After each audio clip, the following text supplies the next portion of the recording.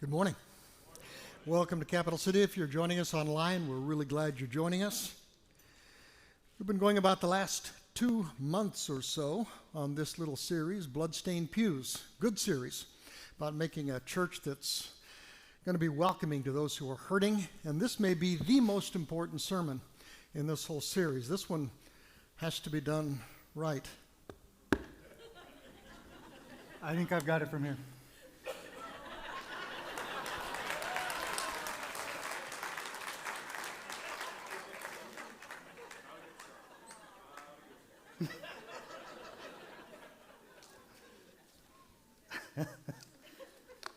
He put me up to that, I promise.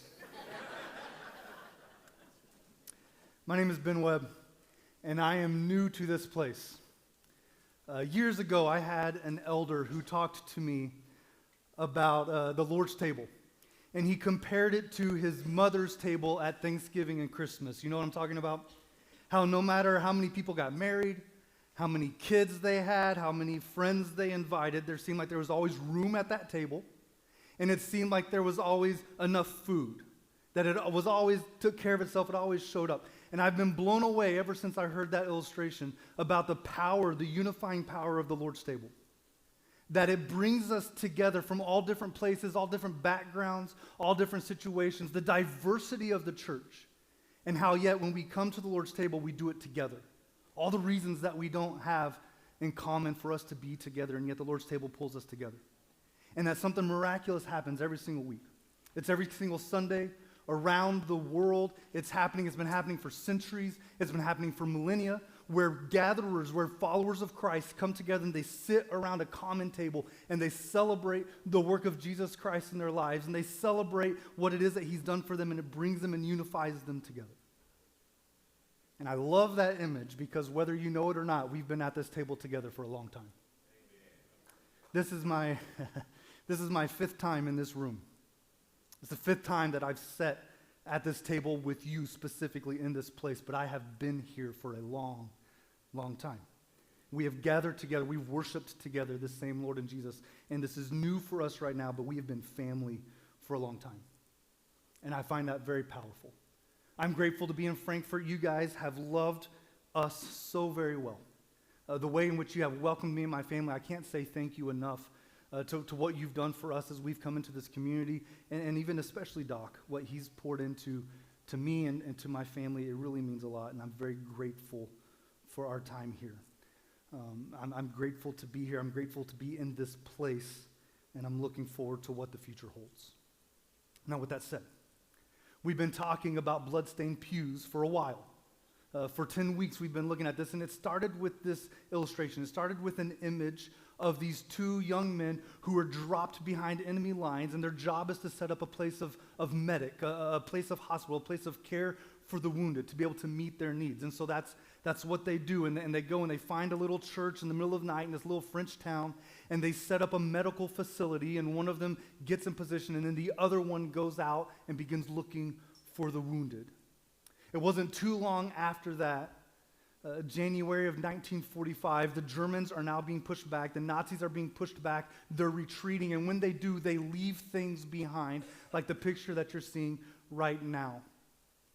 That's Auschwitz, a famous concentration camp, infamous, famous concentration camp that you've probably heard of, where they kept thousands and thousands of prisoners, where many captives, where many prisoners lost their lives. And as they retreated, they would leave places like this behind. In January of 1945, the SS officers took about 56,000 prisoners out of this location and made them march into the winter back towards Germany and retreat. They had this idea that somehow they were going to become forced labor. The 56,000 prisoners that they deemed strong enough to actually make the journey. Many of them didn't. But they left 9,000 behind. They left 9,000 prisoners in this camp with just a small group of SS officers to oversee what was taking place there. And really, they weren't there for the sake of the prisoners. They were there to clean up and to hide the atrocities of what had taken place in that location. The prisoners left behind were deemed too close to death. They had no food. They had no water. They had no resources, any sort of medical care. Even the SS officers paid no attention to them, didn't address them. They sat, most of them too weak to move, for days and days, until late in that month, a random Soviet scout happens to come across this camp, and he's stunned. What he sees doesn't comprehend in his mind. He can't even begin to make sense, and what he sees is kind of strange, and he has some weird interactions with the prisoners who are there, and they're thrilled to see him, but he can't even understand why they're there and what's going on. Eventually, the rest of the Soviet army arrives. Eventually, the Red Cross comes into this place, and they begin caring for these survivors. They begin feeding them, which for some of them actually caused them to lose their lives. They were so malnourished, they were so starving that the introduction of food, their bodies weren't capable of handling it and digesting it. And they began bringing care to these people and bringing them back to life. One of the most haunting things that I came across as I read through all of this was a quote from an orderly from the Red Cross. His name is Tadeusz Kuczynski. And he had this to say. He said, some of the sick did not realize that they were now free people. Some of the sick did not realize that they were now freed people. You see, history is filled with freed people who were unaware of their freedom. And it's not just World War II. It's not just this moment. History is filled with it. In fact, you can look into our own nation's history. If you look into the time period in our nation of the Civil War and the Emancipation Proclamation that came out in 1861, freed slaves, and yet for many years, many of them had no knowledge of their freedom. There's a new national holiday called Juneteenth, which is a celebration of the day that word of freedom reached Texas in 1865. For 4 years, people had been freed, but lived as slaves, unaware of their freedom. More research will show that that took place all the way into 1866 in different places within the United States. See, history is filled with people who are freed, but they're unaware of their freedom. And it's bigger than that. It's in this room right now. That there's this reality that there are people who have been freed by the work of Jesus Christ, and yet they're unaware of it. Walking around as captive, unaware of their freedom. In Matthew chapter 16, Jesus has this really interesting interaction. He has been surrounded by these groups. It's just chaotic, and they come in around him, and they're constantly just all around him, and just people all day, every day, and he's worn out, and there's this brief moment in Matthew 16 where he gets away from it all. And it's just him and his disciples, and it's an opportunity for them to kind of just retreat and catch their breath, and they're having an interesting conversation. As they're hanging out, Jesus looks to his disciples, and he asks them a very simple question. He says, who are people saying that I am? Who do people say that I am? It's an interesting question, because as Jesus is going around and he's interacting with all these people, there's lots of people who don't understand who Jesus is, and it's confusing to them, and they struggle with it, and they don't really comprehend what they should be doing with this guy named Jesus. It's beyond them. And so they would go and talk to the disciples, and they'd ask questions, and they'd come up with their best guesses. And one of them was this guy, Elijah. They thought maybe Jesus is Elijah. Elijah was this prophet in the Old Testament. He'd lived 850 years before this moment. The events of his death, maybe end of life, are kind of strange. And so people are reasoning in their mind, maybe this is Elijah. He's come back. There's others who think, well, maybe he's not Elijah, but if Elijah could come back, maybe it's a different prophet. They could come back too. And so people are just trying to understand and figure out exactly how they can look at this man Jesus and understand who he is. Jesus stops their conversation with him, and he twists it just a little bit. And he looks back at the disciples and he says, I want to know who you say that I am. I don't want to just know about who they think I am. Who do you think I am? And this guy named Simon speaks up real quick. Now, we know him better as Peter. If you've been around church for a while, you've probably heard the name Peter better than you have Simon. This is the story. This is the moment when his life changes, very literally, okay? And his name even gets changed from Simon to Peter. Peter is this kind of obnoxious guy. He's loud. He has leadership qualities. He doesn't have leadership training, all right? And so he's just kind of this bull in a china shop, and he's all over the place, and he's difficult sometimes, and sometimes he gets in trouble because his mouth speaks before his head thinks, all right? This is just kind of who he is. But this moment, he blurts something out, and it's beautiful. He actually gets it right. He just blurts out. Jesus says, "Who do you say that I am?" And he just says it very quickly. He says, "I believe you're the Messiah. I think you're the Son of God." And what I think is really cool is that no one else really even speaks in this moment. None of the other disciples offer other answers. There's no debate about the take, because I think that the rest of the disciples in the room would have agreed. They would have heard this, and they would have thought, yeah, that's the decision. That's what we've all come to. They're probably a little upset because I didn't say it first, all right? But they would have all agreed. This isn't a hot take. There's no conflict in this. Everybody would have pretty much so agreed in this moment that this is exactly who Jesus is. And Jesus smiles, and he looks to Peter, and he says this. He says, "Blessed are you, Simon, son of Jonah, for this was not revealed to you by man, but by my Father in heaven.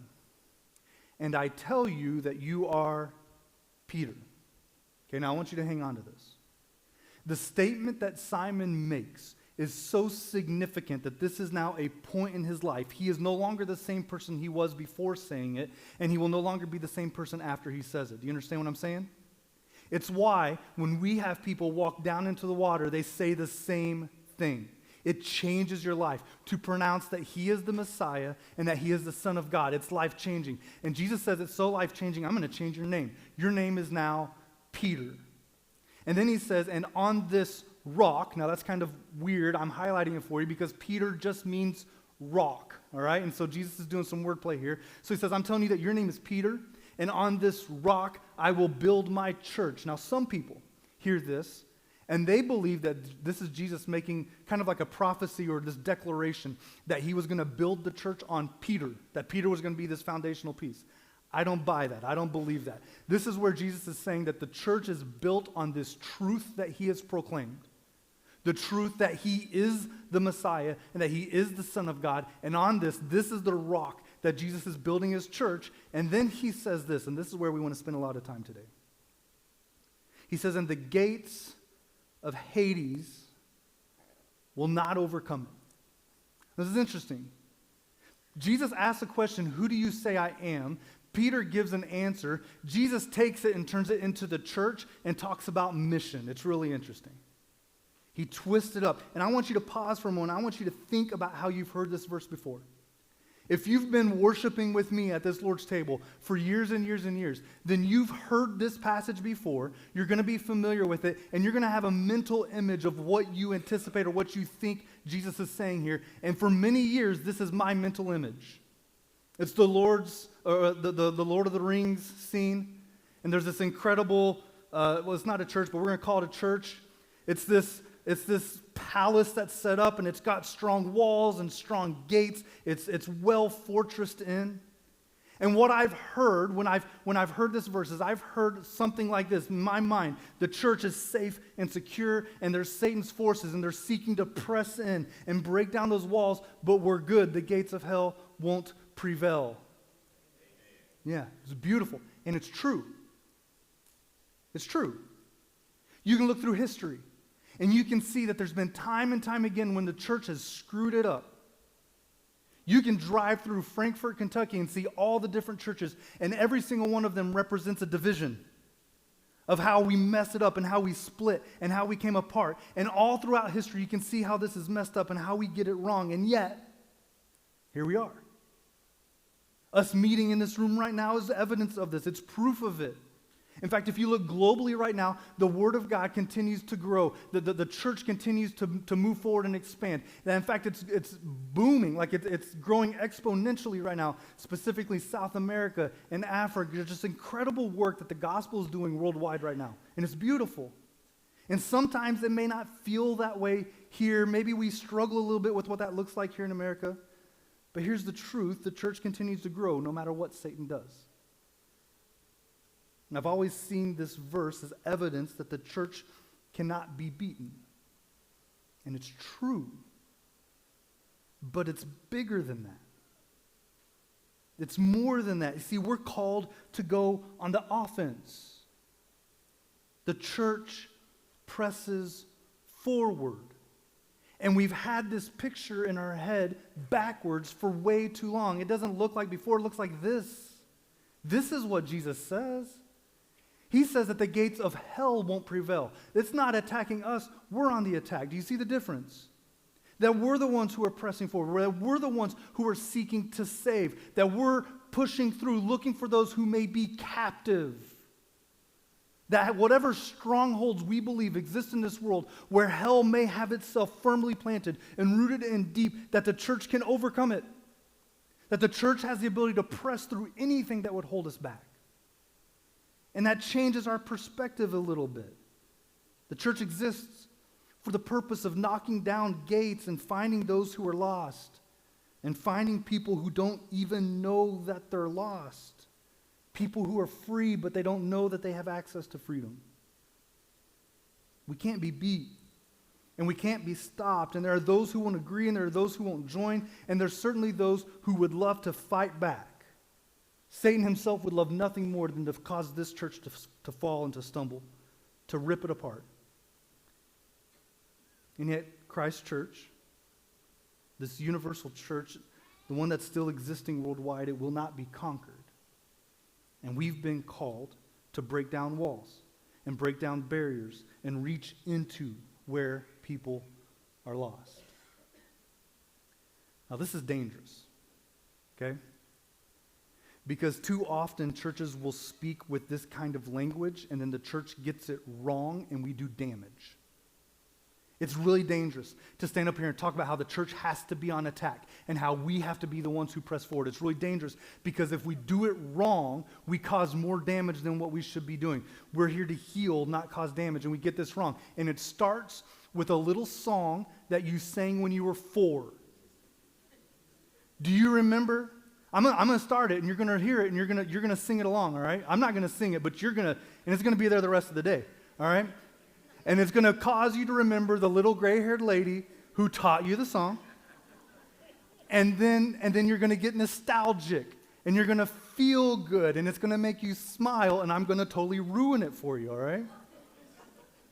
You remember, I may never march in the infantry. Ride in the cavalry, shoot the artillery. But I'm in the Lord's army. You remember that? Man, look at us. We're laughing, we're smiling. It's a good song. Man, we screw it up. We mess it up. Because you know what happens? We sing, I may never, but then what happens is Christians decide, I'll just go ahead and enlist anyways. And the church decides, I'm going to be in the infantry.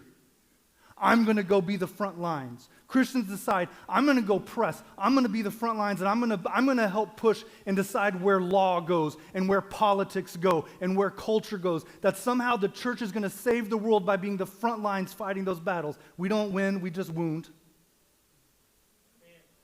And we take on this idea that if we become the cavalry, that we can ride around on our high horse and we draw a sword and we cut down anybody who's beneath us who doesn't live to our standards.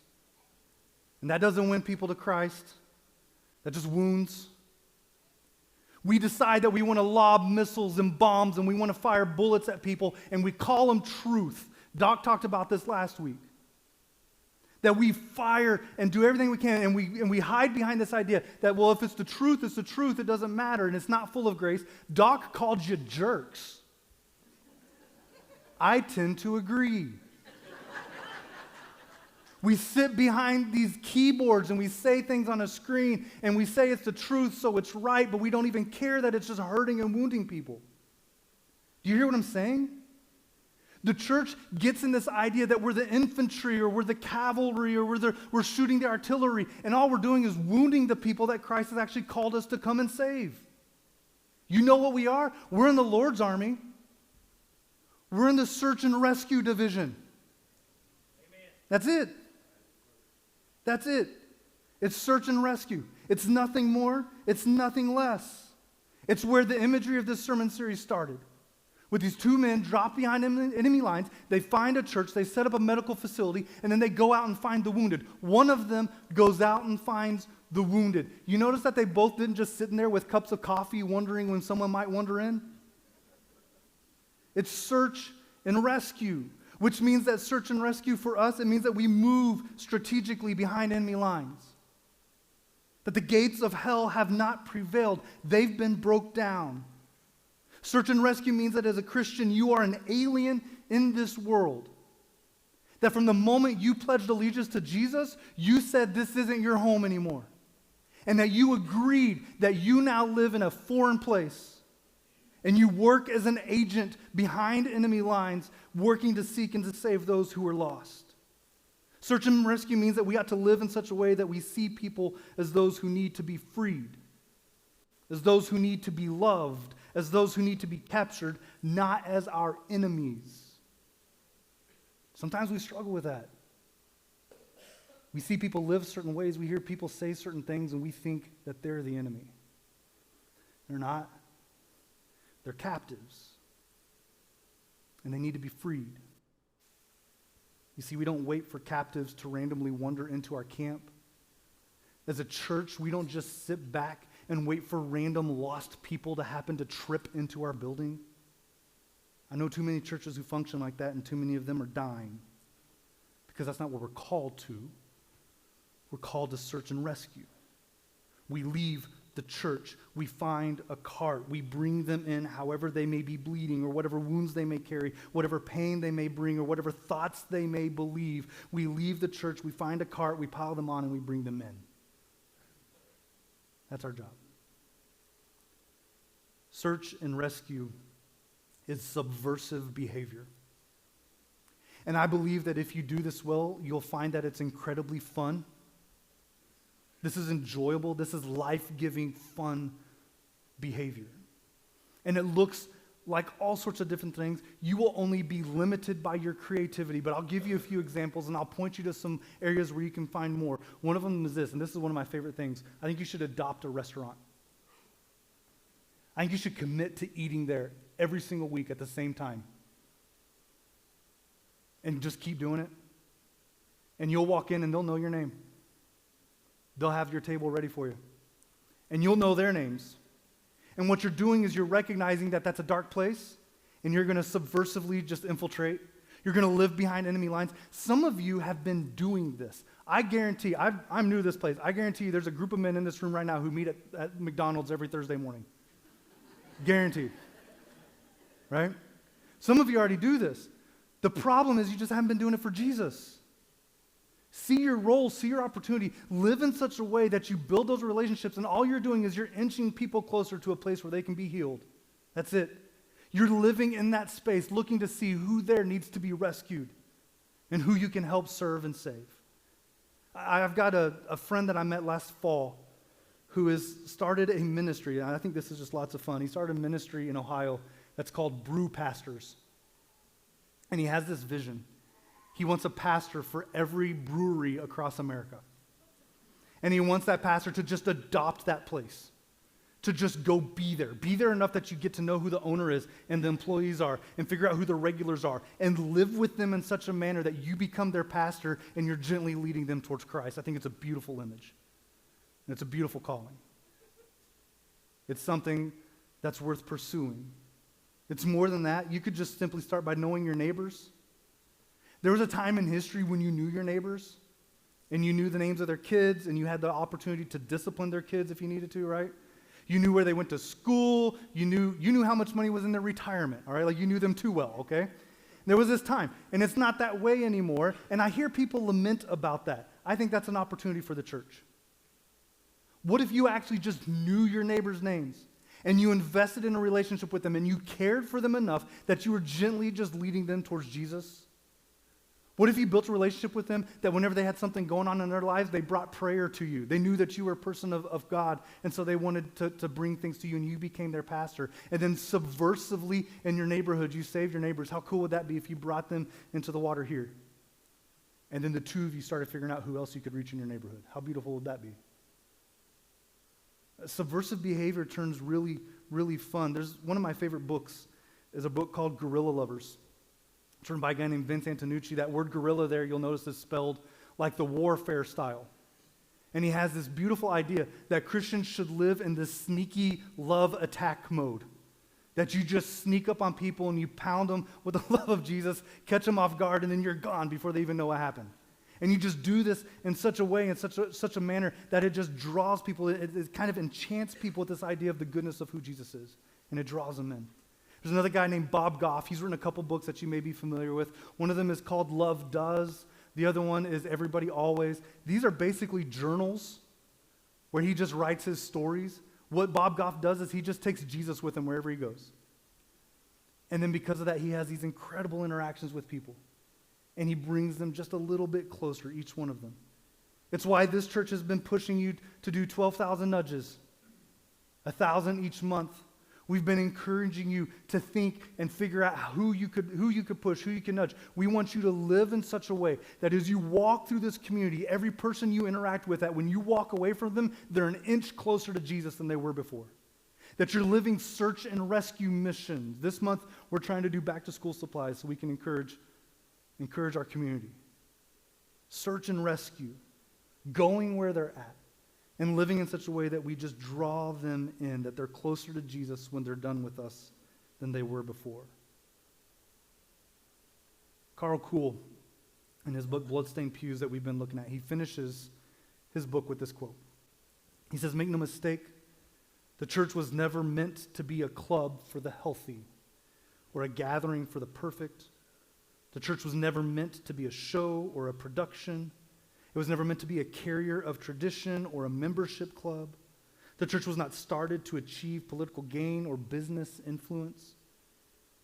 What Kenneth Moore and Robert Wright saw on D-Day at a 1,000-year-old church is what it was always intended to be. A place of blood-stained pews, a place for the broken and burdened, a place for all of us. And so we search and we rescue." When I was reading through, looking at the stories out of Auschwitz, the coolest thing I saw was this. After the Red Cross showed up and began offering help to the prisoners in Auschwitz, it was this very strange reality where the prisoners there weren't actually prisoners. They were freed people.